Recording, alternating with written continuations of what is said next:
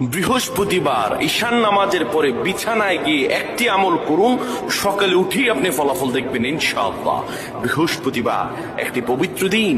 এই দিনে যদি কোনো বান্দা ইবাদত করে এই দিনের রাতে আল্লাহ রাব্বুল আলামিন কবুল করে নেন। প্রিয় ভাইরা আমার, এই কথাগুলো আপনারা শেয়ার করে দিবেন। শোনার মাত্রই আপনি আমল না করে সওয়াব পেতে পারেন। কিভাবে জানেন?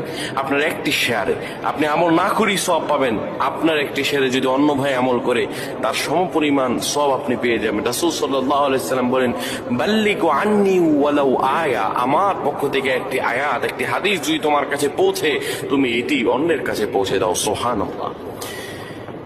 বৃহস্পতিবার যখন হয়ে যায়, দিন গিয়ে যখন রাত আসে, ওই রাতটা বৃহস্পতিবারের নয়, আরবি নিয়মে রাত আসে আগে, দিন আসে পরে। রাত গভীর হয়ে যাওয়ার পরে কোন বান্দা যদি ঈশানের সালাত আদায় করে, একটা পবিত্র বিছানায় যখন যাবেন আপনি, ওই বিছানাটা যেন পাক ও পবিত্র হয়। ওই বিছানায় আপনি সুন্দরভাবে বসে যাবেন।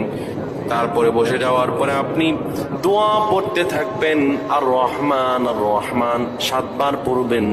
এরপরে পড়বেন আল্লাহুম্মা বিইসমিকা আমুতু ওয়া আহইয়া, ঘুমানোর দোয়া পড়বেন।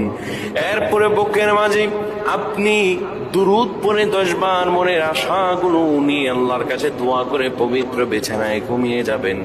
আমার আল্লাহ মুহূর্তের মাঝে আপনার দোয়াগুলো কবুল করে নেবে। আল্লাহুম্মা আমিন বলেন।